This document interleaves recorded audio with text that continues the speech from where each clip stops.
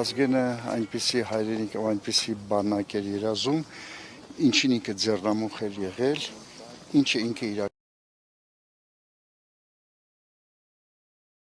ինքը իրականացում էր։ Դա հաղթական բանակն էր, պետականաշինության այսպես կենտրոնում հայտնված բանակն էր, որի շուրջը ամբողջ պետությունը համախմբվել էր, պետությանը դա էր պետք։ Վազգենը կարողանում էր անել, ինքը արեց, ինքը հաղթեց, ինքը հզոր անհատականություն էր, ինքը մտավորական էր, ինքը զինվորական էր, ինքը պետական գործիչ էր, ինքը քաղաքական գործիչ էր, մարդ էր, որը յուրաքանչյուր ազգի մեջ երևի թե 100 տարին մեկ էր լինում։ Գիտեք, ես գիտեմ այսօր շատերն են գալիս այստեղ գլուխ խոնարհում, բայց ոչ բոլորն են արժանի եւ իրավունք ունեն, որպեսզի գան այստեղ եւ գլուխ խոնարհեն։ Այն մարդիկ, որոնք անում են լրիվ հակառակը, որոնք ոչնչացրեցին Վազգենի ստեղծած բանակը, որոնք ոչնչացրեցին Վազգենի ջանքերով կազմակերպված իր կյանքի երազանքը եւ մեր բոլորի երազանքը հայրենատիրությունը, հայրենիքի մի մասի ազատագրումը, երբ նրանք դա ոչնչացրեցին, իրավունք չունեն գան այստեղ եւ երկրորդ անգամ վիրավորեն, խոցեն, սպանեն Վազգենին։ Հասկանում եք, լավ կլներ, որ իր ոգեղենությունը, իր հզորությունը, իր հայրենիքին անմնացորդ եւ ճիշտ ձևով ծառայելու այդ սկզբունքը կարողանային հետագա իշխանավորները շարունակեն։ Ցավոք սրտի դա այդպես չեղավ։ Պարոն Նիկոյան, ինչ հետաքրքիր դրվագ կարող եք հիշել Վազգեն Սարգսյանի հետ կապված։ Գիտեք, ես երբ հանրապետական կուսակցության հետ արդեն մեր ջանքեր երկրապահի հետ մենք միավորում ենք, իմ հիշողությունը այսպես շփումներով կապված էր նրա հետ։ Եվ ամենակարևոր իմ մոտ հիշողությանս մեջ մնացել է, որ ինքը ասում էր, քանի որ մենք կուսակցություն էինք եւ անցած որոշակի այսպես պատրազմի ճանապարհով իրենք պատրազմի ճանապարհով անցած ասում էր, որ մենք միավորում ենք, իրենք գլուխն էին կուսակցականներն ասում, որտեվ դե երկրապահը շատ հզոր է, միավորվում էր ավելի քիչ հզոր է քանակով եւ այլ եւ այնտեղ խնդիրներ կարող էին առաջին ասում իրենք մեր գլուխն են։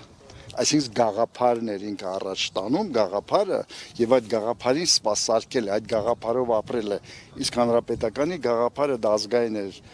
դա հայրենիքին նվիրվելու գաղափար էր, հայրենատիրության գաղափար, ինքը շատ լավ էր գիտակցում դա։ Դա է մոտ այսպես ֆիքսված մնացել։ Պարոն Նիկոյան, այսօր շատ է խոսվում խաղաղության, հաստատված խաղաղության մասին եւ այո, հանրապետականի գաղափարները ըստ էության հակասում են այսօրվա իշխանության գաղափարներին։ Երեք Նիկոլ Փաշինյանը ասում են տգետենաով չի փոխվում։ Ավելի վաղ խոսում էր, որ ինքն էլ է տառապել կեղծ հայրենասիրության մոդելով եւ այսօր իրական հայրենասիրության մոդելով է առաջնորդվում։ Սրա հետ կապված ինչ կասեք։ Իր մոտ ամեն ինչն է կեղծ։ Իր մոտ կեղծը իր անձը, իր սերը, իր ընտանիքը, իր համար հայրենիքը, ամեն ինչը իր մոտ կեղծ կատեգորիան։ Ինքը կեղծ, ինքը իզմեր չգիտի, ինքը հայրենի չգիտի, ինքը հավատք չունի, եկեղեցի չունի, հայրենասիրական դաստիարակություն ոչ մի բան ինքը չունի։ Դրա համար ինքը կարող է իր դերքերից նայել եւ ասել կեղծ են։ Հասկանում եք, որևէ հիմք ընդունել նրա ասածը եւ համարել եւ համեմատել ենել այսօրը այստեղ նրա անունը հնչեցնել, նրա մտքերը հնչեցնել, դա սրբապղծություն է։ Ես չեմ ուզում անդրադառնալ նրան։ Ինքը այն մարդկանցից է, որ ասում է իրավունք չունեն գալ այստեղ։ Եթե գալիս է Նիկոլը իր ոհմակով գալիս է այստեղ, գալիս է կեղծելու, գալիս է էլի սպանելու Վազգենին, գալիս է նրան ցավացնելու։ Դրանք խաղաղությունը ամբողջ մոլորակը գիտի մի բան, երբ դու հզոր ես, դու ունես ռազմաքաղաքական հավասարակշռություն, դա խաղաղության հարա ամենակարևոր գործոնն է։ Խաղաղ ենք մենք եղել 90-ական թվականներից այդ հաղթանակից հետո մինչև Նիկոլի գալը։ Մինչև դա մենք խաղաղ ենք եղել։ Նիկոլի գալուց 3 պատերազմ մենք ստացել։ Խաղաղության մասին բարբաջողը 3 պատերազմա բերել մեր գլխին։ 5000 հայ մարդ է ինքը գլուխ է կերել։ 5000 հայ երիտասարդ Մի ամբողջ սորյոթը ինքը ոչնչացրել է։ Մի ամբողջ հայրենիքի, մեր երկրորդ պետության, մեր հայրենիքի ամենայն հրաշք կտորը նվիրել է մեր ճշտամերին թուրքերին, հիմա խոսում է խաղաղությունից։ Հասկանում ես, դա աբսուրդ է։ Ոնց որ աշխարհի ամենաանբարոյականը խոսի սրբություններից։ Արդյոք անդառնալի է սպարապետի գաղափարախոսության վերադարձը, որովհետև այսօր ամեն կերպ նսեմացվում է հերոսը, նսեմացվում է հայրենասիրությունը, արդյոք մենք մսխել ենք բոլոր այն մեր հաղթանակները եւ գաղափարական մտքերը, որոնք մեզ հայր դարձնում։ Ես կարծում եմ ոչ։ Իհարկե բոլոր պատերազմներում, եթե դուք ուշադիր եք առաջին պատերազմից հետո Արցախյան, բոլոր հայրենասերները գնացին 88-90-ական թվականների հաղթանակը, մենք մոտավորապես 7000 զոհ ունեցանք, ովքեր են կամավոր ովքեր են գնում բանակ եւ ովքեր են պատերազմում, դա հզոր մարդիկ են, հայ մարդիկ են, ազգային մարդիկն են, չէ՞ որ կամավոր գնացել պատերազմել են, հաղթանակել են, զոհվել են, չէ՞, նրանց երունդը չկա, չէ՞, քչացել այդ ազգայինը, ամբողջ այսօրվա աբսուրդը, ամբողջ այս խաժամուժը, ամբողջ այս ապազգային այս խրախճանքը, որ կա մեր շուրջը, որ կատարվում է, դա նրանից է, որ ազգային մարդկանց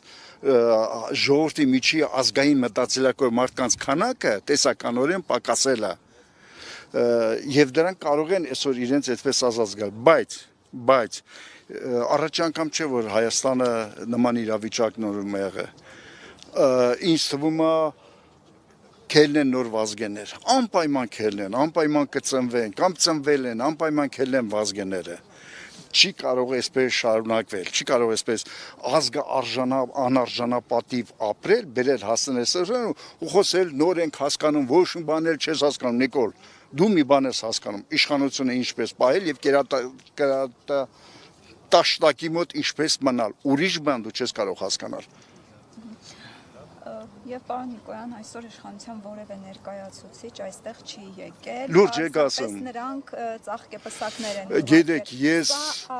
մեկ անգամ եւս շնորհում եմ Վազգենին, որ այսօր իշխանությունից որից մեկը չի եկել եւ չի պղծել։ Ես դրա համար այնքան ուրախ բան ես չգիտեի։ Շատ լավ բան ասեցիք, նրանց այստեղ գալը նշանակում գալ է Վազգենի հիշատակը պղծելա։ Լավա որ չեն եկել։ Իմ ընկերներ սպասում են գնանք։ Շնորհակալություն։